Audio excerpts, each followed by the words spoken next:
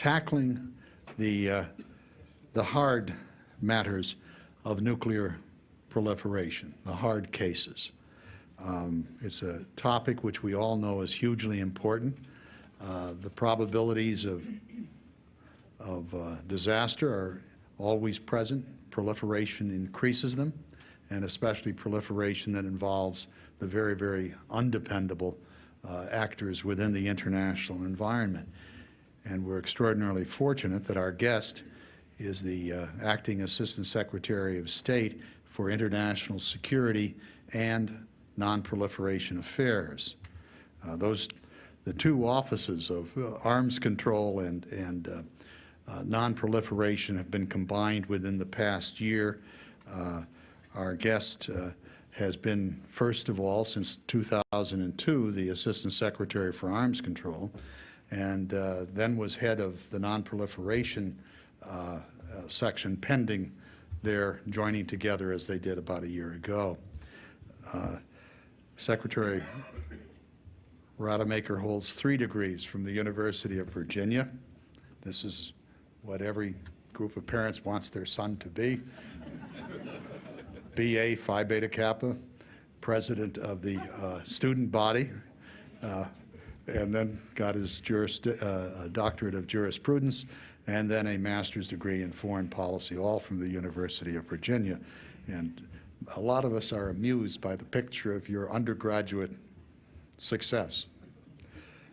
His success professionally followed very quickly. Very quickly, the associate in one of Washington's law firms, clerked on the level of the U.S.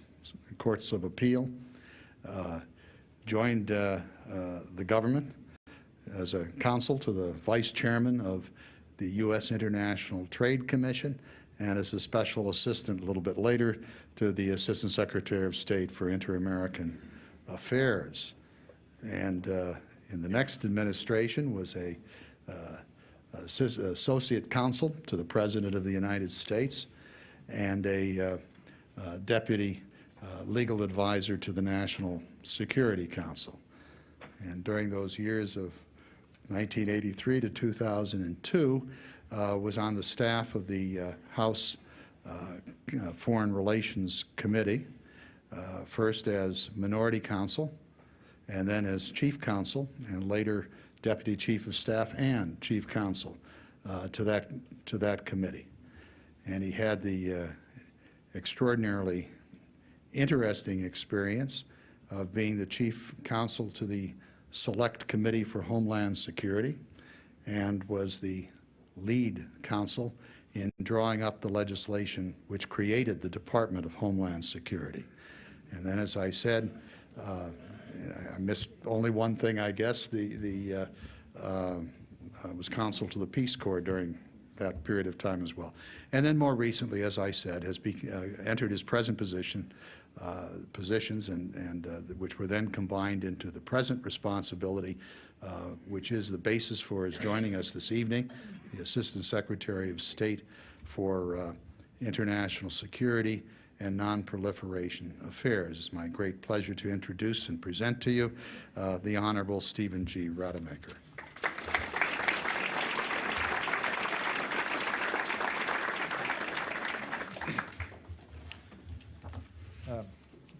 Thank you very much, Frank, and that was a very generous introduction.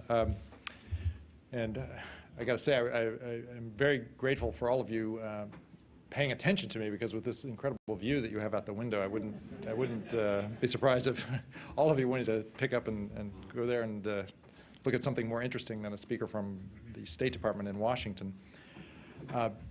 I have some prepared remarks, which I think will take about 20 minutes for me to read, and I apologize. This is just the way speakers from the State Department are instructed to behave. We have prepared remarks which we deliver, and you know, I don't get to sit down and write my own remarks. We have a process within the State Department where draft after draft is done, and they're reviewed by everybody in the State Department who has any possible interest in the issue. And as a result, sometimes they're a little dry, but that's what the clearance process within the State Department requires. As soon as I finish these remarks, we will open it up to questions, and I think that'll be more interesting, and I certainly look forward to that more than I do reading these remarks. But with that apology, let me read my statement, and then we'll quickly get on to the Q&A period. Earlier this month, the Bush administration released the 2006 National Security Strategy of the United States. The strategy reiterates the President's determination to continue focusing on the grave dangers posed by the proliferation of weapons of mass destruction. While the national strategy highlights our noteworthy successes over the past 4 years, such as elimination of Libya's nuclear weapons program and creation of the Proliferation Security Initiative, it squarely confronts the difficult challenges that remain. The national strategy reiterates that the proliferation of nuclear weapons poses the greatest threat to our national security because of the unique capacity of these weapons to inflict massive loss of life on a massive scale. Consequently, it is imperative that we keep such weapons out of the hands of rogue states and terrorists that aspire to threaten us with such weapons. To this end, the national strategy highlights the administration's robust diplomatic efforts to combat the threat of nuclear proliferation. At the same time, it reaffirms that all options remain on the table as we seek to protect ourselves and our allies from the devastating consequences of WMD use. As the national strategy states, and I'm quoting here, "Our strong preference and common practice is to address proliferation concerns through international diplomacy, in concert with key allies and regional partners. If necessary, however, under long-standing principles of self-defense, we do not rule out the use of force before attacks occur, even if uncertainty remains as to the time and place of the enemy's attack. When the consequences of an attack with WMD are potentially so devastating, we cannot afford to stand idly by as grave dangers materialize. This is the principle and logic of preemption." The national strategy reaffirms that our nation faces no greater challenge than that posed by Iran's pursuit of nuclear weapons capability.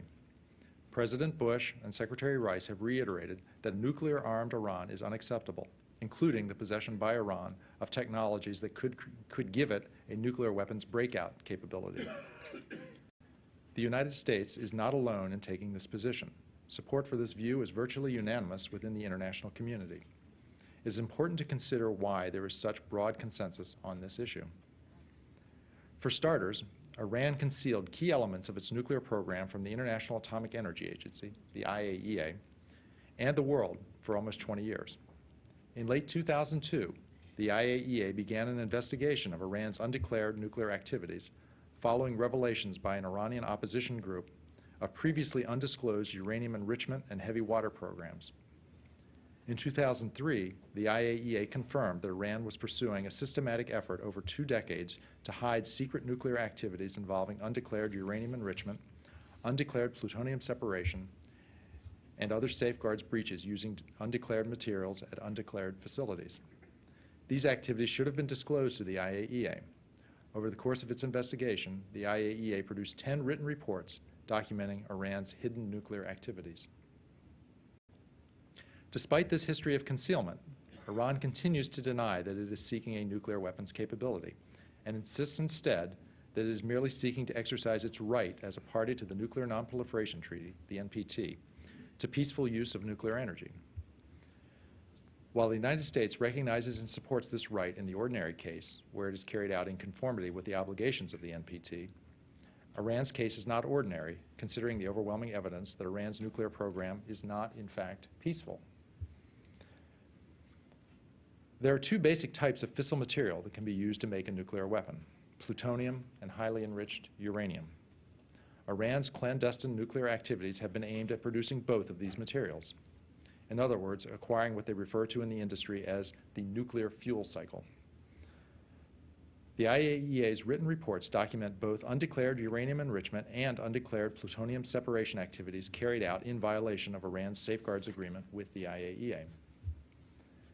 At present, Iran is operating a small centrifuge cascade and conducting research and development activities at a pilot enrichment facility at a location known as Natanz. We know that this work is the beginning of a much larger effort to achieve an industrial-scale enrichment capability. In fact, Iran has notified the IAEA and stated publicly that it intends to begin installing the first 3,000 centrifuges this fall. That number could produce enough fissile material for 1 nuclear weapon a year. but Iran wants to go even further. Its large-scale underground enrichment facility, now under construction, could hold 50,000 centrifuges.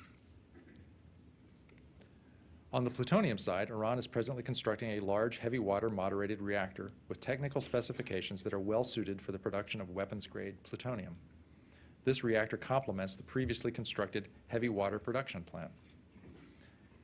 If these dual uranium and plutonium efforts were not proof enough of Iran's nefarious intentions, there is also the recently revealed fact that Iran received information from a clandestine nuclear proliferation network on casting and machining hemispheres of uranium metal. This revelation was alarming because there are no known applications for such hemispheres other than the production of nuclear weapons.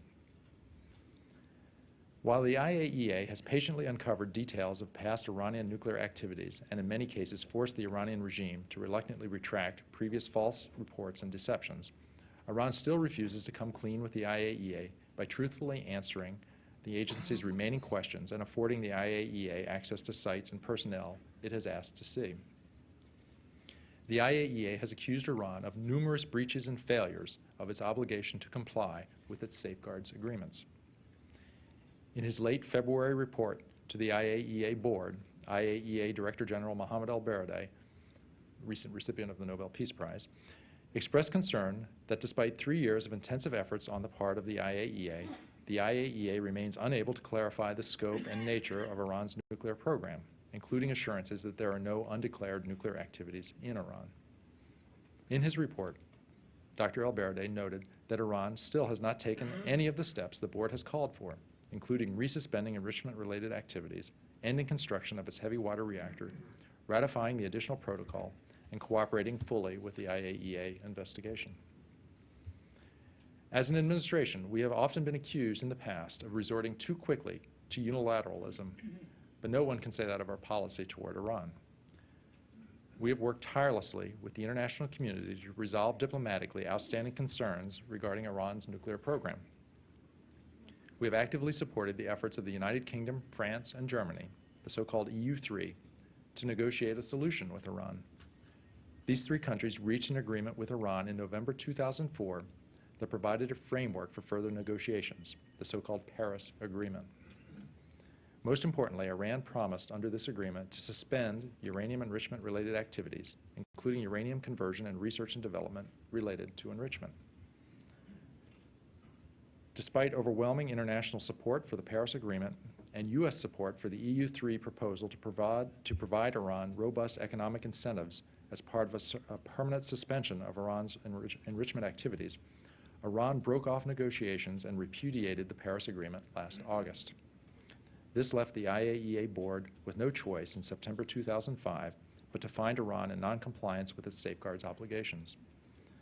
Included in the board resolution was also the finding that Iran's clandestine nuclear activities and lack of confidence in its stated peaceful intentions raise questions that fall within the competence of the United Nations Security Council. Nevertheless, we agreed to delay the board's formal report to the UN Security Council for 4 months to provide Iran additional time to reconsider, change course, and resuspend its enrichment activities. Iran also had the opportunity to consider a proposal from Russia for a joint venture for uranium enrichment in Russia. When Iran failed to seize these opportunities, the board finally last month voted to report Iran's noncompliance to the Security Council. The Iran file is now before the UN Security Council. It is our hope that the Council will act to reinforce and strengthen the IAEA's role in dealing with the Iran nuclear file, including by providing new authorities to the IAEA. As a first step, the Council has been pursuing a strong presidential statement that reiterates the calls made by the IAEA on Iran to comply with IAEA board resolutions and return to full suspension of uranium enrichment-related activities. We believe it is essential that the Council make clear to the Iranian regime that it must abandon its nuclear weapons ambitions or face stark consequences. We also face a unique and daunting nuclear challenge with respect to North Korea. We know that North Korea has pursued a nuclear weapons program for more than 20 years in violation of its nuclear non-proliferation obligations. A key component of our strategy to address the North Korean nuclear program has been through a multilateral diplomatic effort involving not just the United States and North Korea, but also South Korea, Japan, China, and Russia, commonly referred to as the six-party talks. In a September 2005 joint statement issued at the last round of the six-party talks, North Korea agreed to abandon all its nuclear weapons and existing nuclear programs. This was a welcome development. However, on the heels of the joint statement, North Korea issued its own statement demanding that it be given a light water nuclear reactor immediately. Moreover, Pyongyang has stated that it intends to boycott any future talks unless the United States rescinds so-called U.S. economic sanctions against it. The United States is committed to utilizing all tools available to protect against illicit North Korean activities, including efforts to end currency counterfeiting and smuggling, money laundering, and revenue generated from the illicit transfer of WMD materials and equipment. These U.S. actions are separate and distinct from the six-party talks, and it is regrettable that North Korea has taken hostage the six-party process. Such behavior calls into question North Korea's commitment to the joint statement and the complete and verifiable elimination of its nuclear programs. The United States remains committed to the six-party process and stands ready to return to six-party talks to implement the joint statement. To tackle the hardest cases of nuclear proliferation, we have been developing and exercising a number of robust non-proliferation and counter-proliferation tools. United Nations Security Council Resolution 1540 is one important tool in our international efforts to stem proliferation. This resolution was adopted almost 2 years ago at the urging of President Bush. It imposes a legally binding obligation on all countries to put in place and enforce strong export control laws, as well as other legal and regulatory measures against proliferation. The Proliferation Security Initiative, or PSI, is an important counterproliferation initiative through which we seek to disrupt illicit WMD and missile-related trade to state and non-state actors of proliferation concern. More than 70 countries have indicated support for the PSI. The PSI Statement of Interdiction Principles commits countries to act cooperatively to interdict WMD shipments consistent with national legal authorities and relevant international law. PSI is successful not only because of the tangible benefits accrued from disrupting illicit WMD trade, but also because of the intangible benefits derived from information sharing as well as in-depth operational, policy, and legal discussions. The strength of the PSI lies first in its ability to bring to bear the diverse capabilities and legal authorities of participating states when we have information on proliferation-related shipments, and second, in its effectiveness in encouraging states to strengthen these capabilities and authorities to deter, disrupt, and prevent the proliferation of WMD-related material and equipment. In addition, we employ a variety of defensive measures, this is the term we use, defensive measures, to stem the trade in WMD materials and equipment, as well as to disrupt and defeat the WMD programs of rogue states such as Iran and North Korea. Our defensive measures are intended to address three key threats: the transfer of fissile material, the onward proliferation of WMD and missiles, and the threat of or actual use of chemical, biological, or nuclear weapons and ballistic missiles.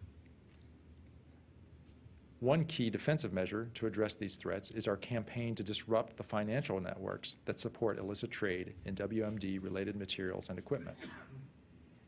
In June 2005, President Bush issued Executive Order 13382, which authorizes the United States to freeze assets and block transactions of entities and persons engaged in WMD proliferation. For example, the United States has named 11 North Korean entities under the Executive Order on proliferation financing, as well as entities from Iran and Syria. We continue to urge other countries to adopt similar laws and regulations consistent with their obligations under Security Council Resolution 1540 to stem the financial flows related to proliferation activities.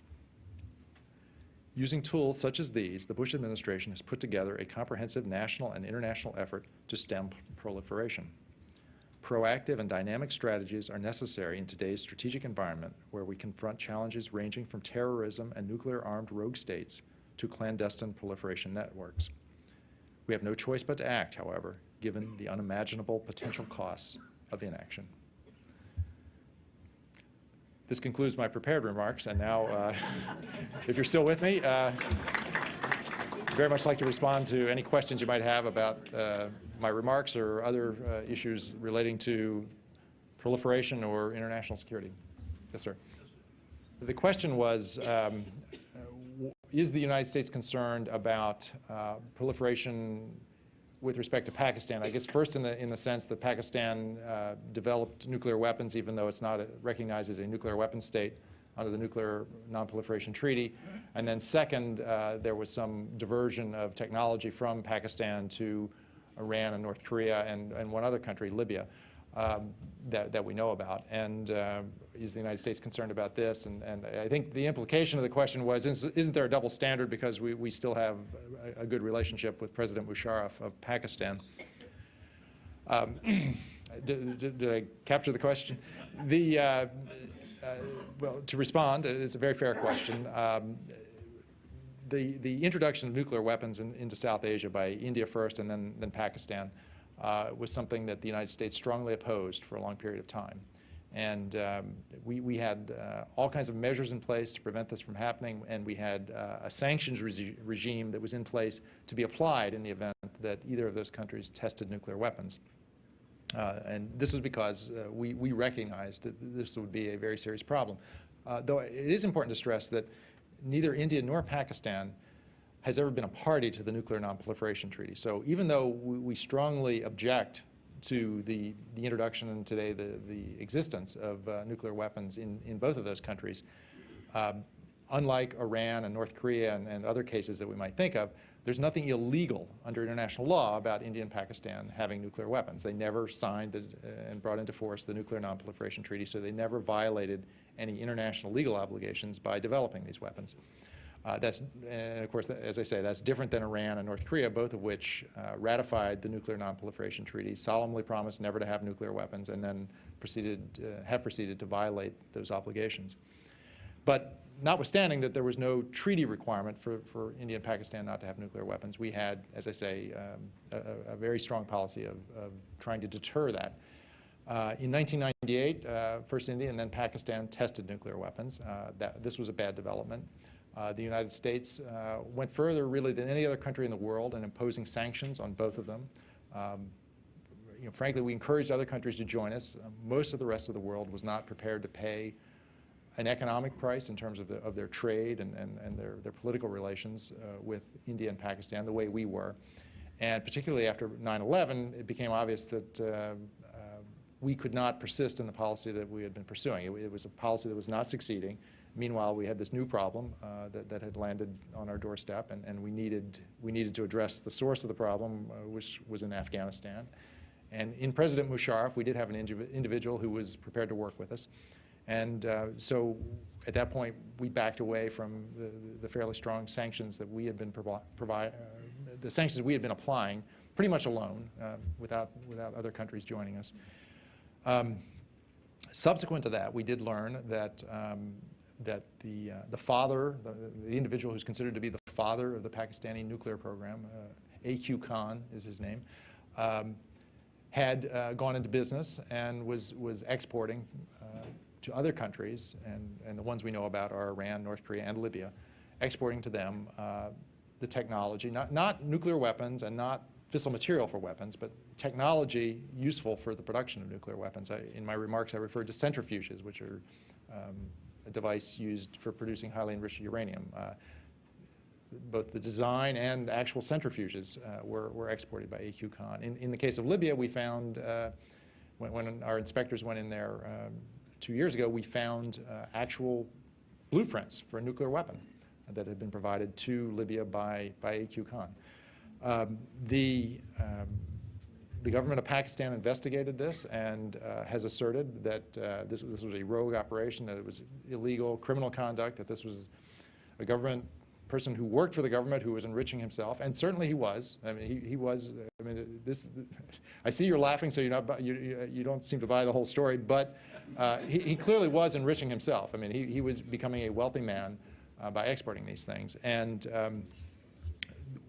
for us, the critical thing to do was to dismantle his network, because let's be clear, this was a network, and it wasn't just existing in Pakistan. The tentacles of this networks extended to Europe, they extended to South Africa. The centrifuges that were being produced and shipped to Libya, and this is how we unraveled the network when under the Proliferation Security Initiative, a shipment of centrifuges bound for Libya was stopped in an Italian port, and the Italian customs authorities found these centrifuges, and the only explanation for the fact that Libya was importing centrifuges had to be that they were seeking to produce nuclear weapons. They would have had no other need for centrifuges. And those centrifuges came from Malaysia. That's where they'd been assembled. So this really was a network that was global in scale.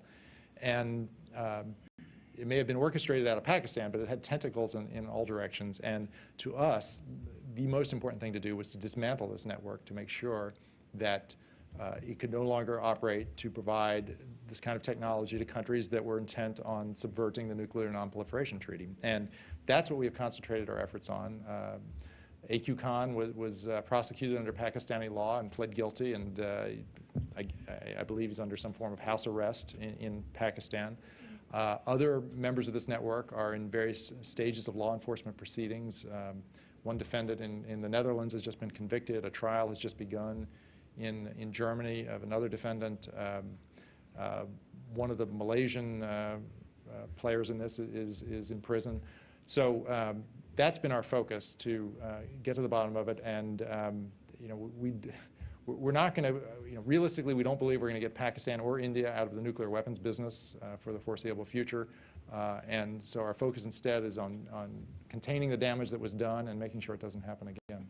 The question was, if the U.S. government knew that Iran was interested in producing a nuclear weapon, why did President Bush commence military operations against Iraq rather than against Iran? This actually raises a question that goes well beyond Iran. I mean, you're really raising the question of the Iraq War. But in response, I was beginning to say that President Bush gave his famous speech in which he talked about the axis of evil, and he mentioned not just Iraq, but also Iran and North Korea as key countries of concern. And we have been pursuing policies against all of the countries of concern. The United States is not all-knowing. I mean, it turns out there was a fourth charter member of the axis of evil, and that was Libya. The evidence against Libya became evident when this shipment was interdicted in Italy. We did not know the full extent of Iran's activities. The IAEA, once it began its investigation in late 2002, really unraveled a lot of the evidence that has now been brought to bear about the Iranian program. And frankly, as we have investigated this procurement network, that has brought to light a lot of additional information about what Iran has been up to. I know the Iraq War is controversial, and there's assertion there were no weapons of mass destruction in Iraq, and therefore the war must have been ill-founded. Totally lost in that debate is what the world discovered at the end of the first Persian Gulf War, which was, to everyone's amazement, including the amazement of the United States government, it turned out that Saddam Hussein in about 1991 was about 2 years short of, maybe 1 to 2 years short of having nuclear weapons. He had a very advanced nuclear weapons program. The inspectors from the International Atomic Energy Agency after the war went into Iraq and were shocked to discover an enrichment program. It didn't use centrifuges, it used a different technology. Electromagnetic isotope separation was the name of the technology. But this was a very advanced nuclear weapons program. So the idea that Saddam Hussein was not interested in nuclear weapons is demonstrably untrue. He had made a huge investment and was very close to success, actually, at the time that he attacked Kuwait. This background, I think, helps explain why there remain suspicions, as long as he was in power, about his intentions.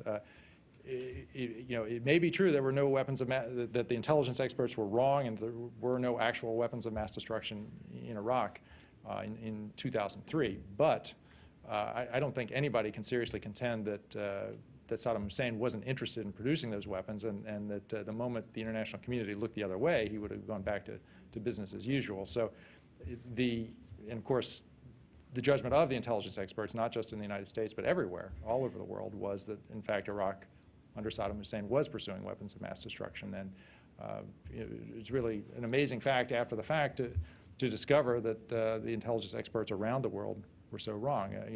And not just George Bush's intelligence experts. I mean, you go back and look at the statements in the Clinton administration, and then the officials of the Clinton administration from the president on down were every bit as convinced as George Bush that Saddam Hussein was pursuing weapons of mass destruction. So that was the context in which President Bush and the Congress made the decision to act as they did. And I don't. Let's be clear. We are talking about nuclear weapons. The terrorists who attacked us on 9/11, if they could get a nuclear weapon, they would use it against us today in Baltimore or New York or Washington or wherever they could. And this is a threat that we need to address. And terrorists themselves can't produce these weapons. They're way too complicated for a group of individuals to produce it. You need a government to do it. And that's why that's what the axis of evil speech was about, the idea that there are certain governments out there that for many years have supported terrorism, and it turns out that some of these same governments are also actively pursuing nuclear weapons. And we just have to fear that if one of those governments succeeds, it will turn the nuclear weapon that it produces over to the terrorist groups, one of the terrorist groups that they have been supporting, and with devastating consequences for us. And in order to make sure that doesn't happen, this is one of our top priorities. This is what motivated the President and the Congress to decide that the facts justified acting against Saddam Hussein in Iraq. And that's why I spend my days working on Iran and North Korea, as do many of my colleagues at the State Department, beginning with the Secretary and including many, many other officials of our department. The question is, if Israel engaged in a preemptive military strike against the nuclear facilities in Iran, what would the position of the United States be? The position of the United States is we think a negotiated solution is the right solution to this problem. The military strike option, there is precedent for it. You just referred to it. In 1981, Israel attacked the Osirak nuclear reactor in Iraq. Saddam Hussein, who was president of Iraq in 1981, was pursuing a plutonium-based nuclear weapons program that was relying on the Osirak reactor. Israel destroyed that reactor. That was the end of the plutonium program in Iraq. Iraq switched instead to electromagnetic isotope separation, and 10 years later was very close to producing a nuclear weapon. In the short term, the military option against Iran might feel good. I mean, you could take out a centrifuge cascade. You could set their program back a few years. But I mentioned that one of the things A.Q. Khan gave Iran was the blueprints for the centrifuges. So Iran is in a position today to manufacture centrifuges. And the idea that in a country as big as Iran, through a military option that falls short of overthrowing the government, you're going to be able to keep up with every centrifuge, every factory in the country that could possibly produce centrifuges or where centrifuges could be assembled and run is not realistic. So over the longer term, the military solution is not a very satisfactory one in Iran. And that's why we're working as hard as we are on the diplomatic approach, because we think a negotiated settlement which gets Iran out of the business of enriching uranium, makes them commit to do that in a verifiable way, subject to international inspections. That's the kind of solution that could be durable. What are the stark consequences that Iran faces if it continues with its nuclear weapons program? As I said, we are working this issue diplomatically and patiently. We have worked this for 3 years now, and as a result of our efforts on February 4th of this year, finally, the International Atomic Energy Agency's Board of Governors voted to report Iran's noncompliance with its treaty obligations to the UN Security Council. And so at that point, the issue shifted to New York, where the Security Council is in a position to make legally binding demands on the Iranians. The IAEA and its board can exhort the Iranians and recommend or urge them to do things, but there's no legal compulsion associated with resolutions of the IAEA Board of Governors. The United Nations Security Council, under international law, under the UN Charter, has the legal authority to compel Iran to give up this program. And even as we speak, negotiations are underway in New York on the first steps that the Security Council might take.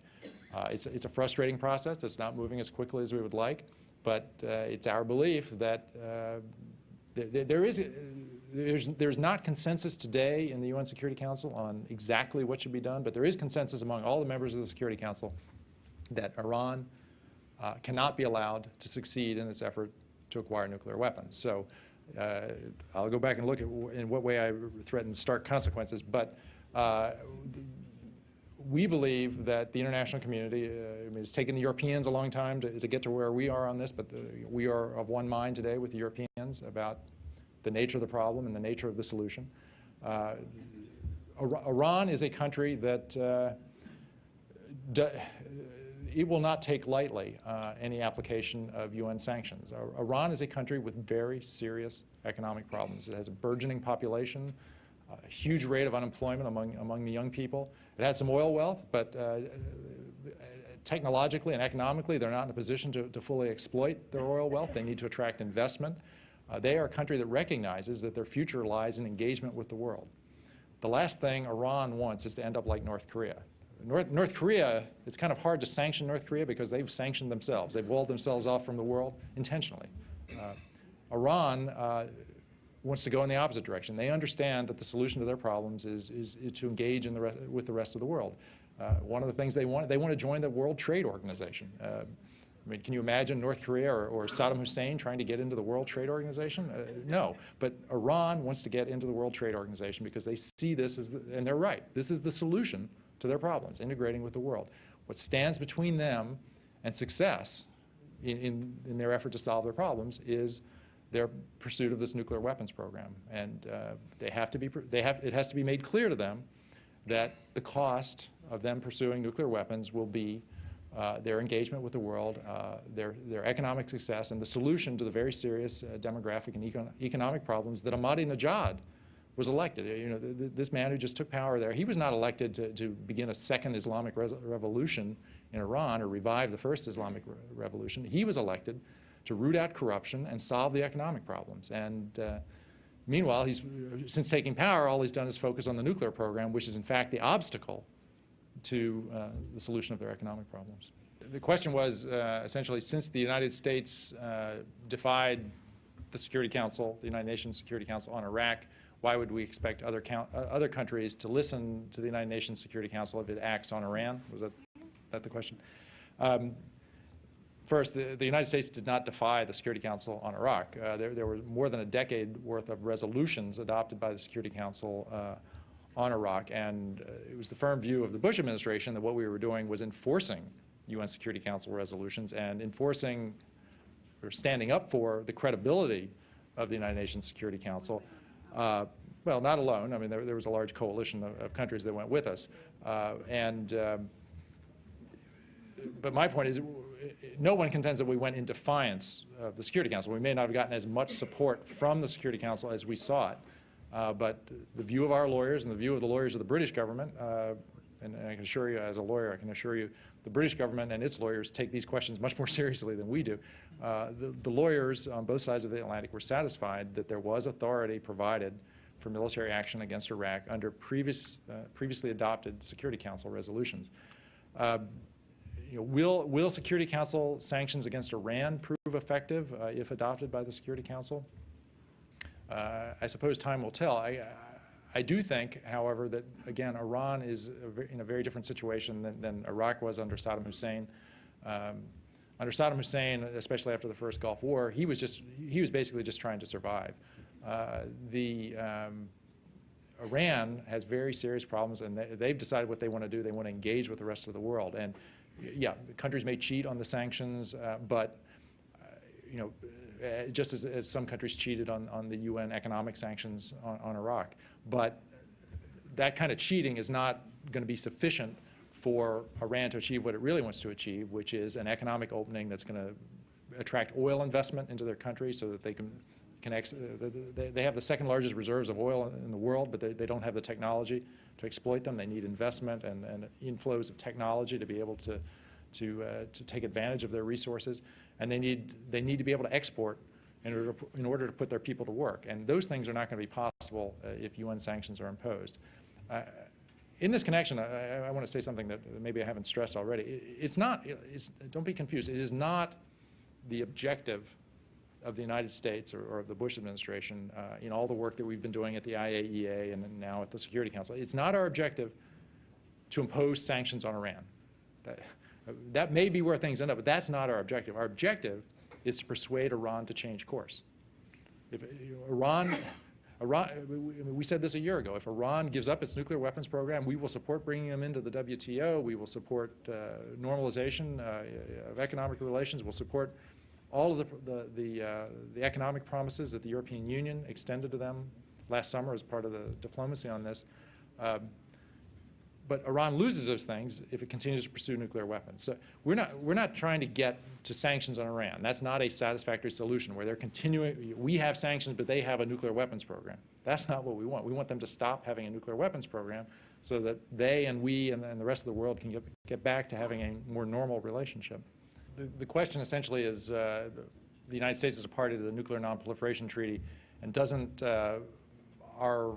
are we not subject to a legal obligation under the NPT to reduce our nuclear weapons and to not build new nuclear weapons? The answer is yes, we are party to the Nuclear Non-Proliferation Treaty. We are one of 5 countries that are considered nuclear weapon states under the NPT, meaning we are allowed to have nuclear weapons. The 5 nuclear weapon states do have legal obligations under Article 6 of the NPT. I didn't bring my copy of the NPT to read Article 6 to you, but Article 6 is just one sentence long. And what it says, I'll paraphrase it, what it says is that all parties to the treaty will negotiate in good faith on effective measures leading to an end of the nuclear arms race, to nuclear disarmament, and to general and complete disarmament. That is the one sentence, a paraphrase of Article 6. This treaty entered into force in 1968. Virtually every nuclear weapon in the inventory of the United States or every other nuclear weapon state has been built since 1968. The idea that anybody believes, or any of the parties of the NPT thought that it was forbidding existing nuclear weapon states from building new weapons, there's simply no evidence. Looked at in terms of the conduct of the nuclear weapon states since that treaty. There's no support for that proposition in the language, because the language of Article 6 is about negotiating in good faith. It's not about promising not to do things. There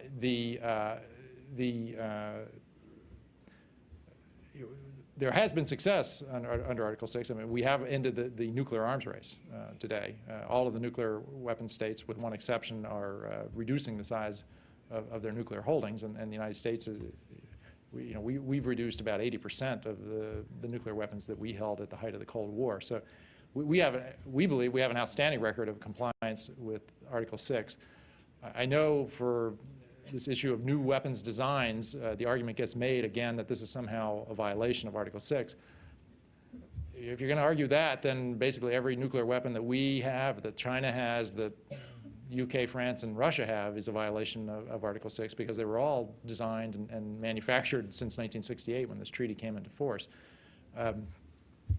It's an assertion that is not well grounded either in the language of the treaty or in the practice of the parties. And the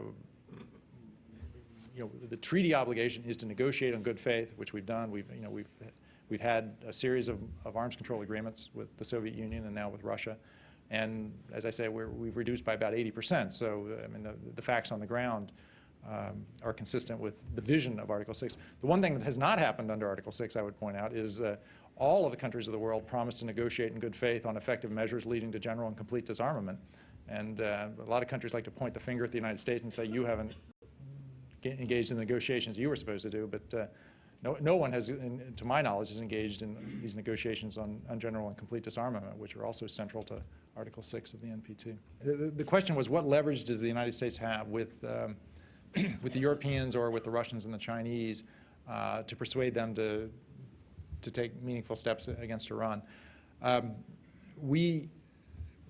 It's our view that we're only going to succeed in this effort with broad international support, the support of the most powerful countries in the world. And so, we have, the critique on the Iraq War was we acted preemptively, we acted unilaterally, we didn't do the spade work to build up international support.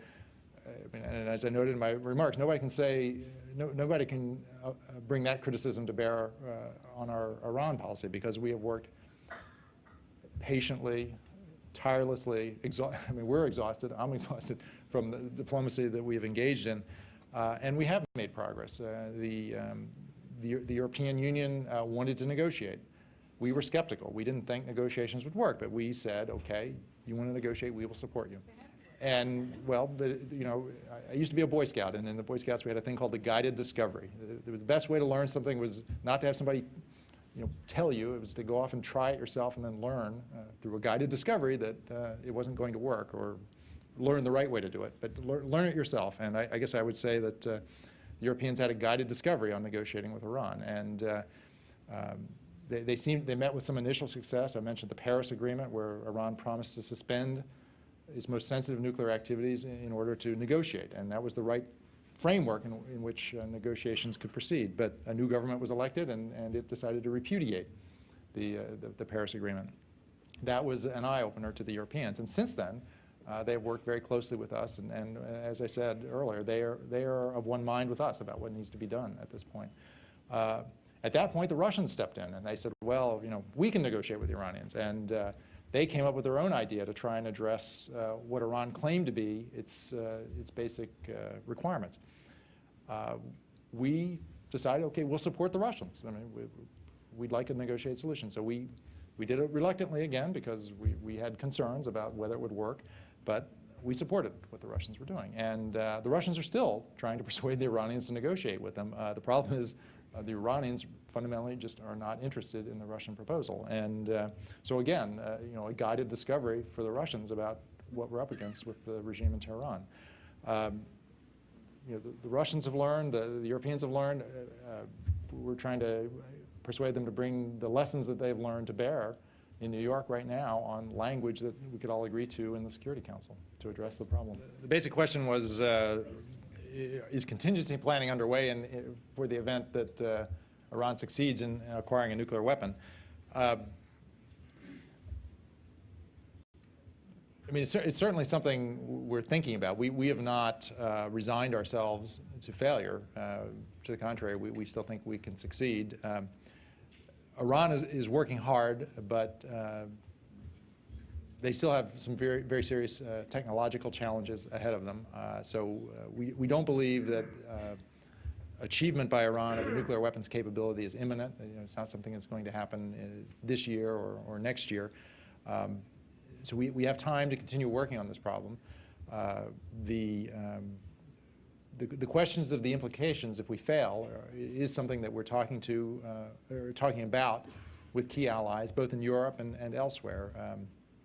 You know, I was just in the Middle East making a swing through the Persian Gulf, and you know, that part of the world, we especially have to worry what happens there if Iran succeeds in its effort to acquire nuclear weapons, because the effects for the implications of that for stability in the Persian Gulf region, we really have to worry about. You know, are other countries in that region going to decide they need nuclear weapons too?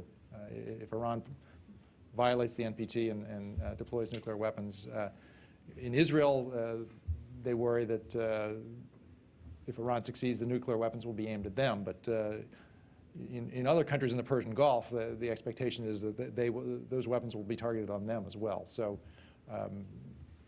this is why we need to think through the implications, and I think as we do that with other countries, the coalition of countries demanding that Iran change course grows. The question is, do we have the technology to attribute, the term we use is attribute, a nuclear explosion to the source of the weapon? In other words, can we, basically from the radioactive signature, can we tell where that weapon came from? We very much want the answer to that question to be yes, and we're working to make sure that the answer is yes. There's a lot of work that goes on in this area to make sure.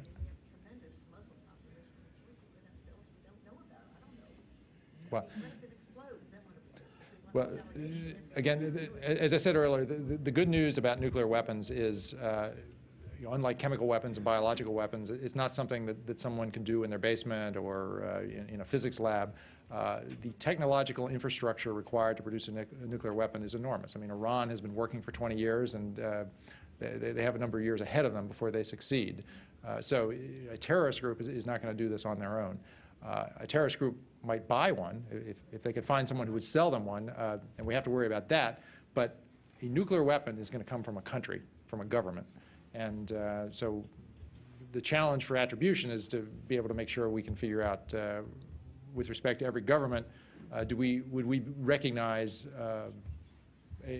from physical evidence where the weapon came from. And as I say, we're working on that because attribution is very important to creating deterrence. The question is on Iran, as long as they're supporting terrorism, how can they be integrated into the world? Even if we could solve the nuclear problem, wouldn't there remain an issue with terrorism?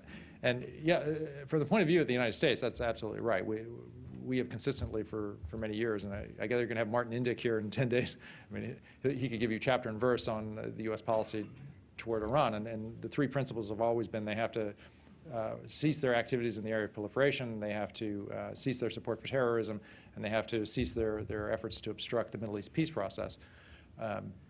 That remains our view. It was never our idea to bring them into the WTO, but we did say to the Europeans that if that was part of the package that they wanted to present to the Iranians, we would not stand in the way on that. Now, I don't think, and as I think many of us expected, in the end, the Iranians rejected that proposal by the Europeans. Had the Iranians accepted it, I still don't think we'd have been headed toward normalization of U.S. relations with Iran.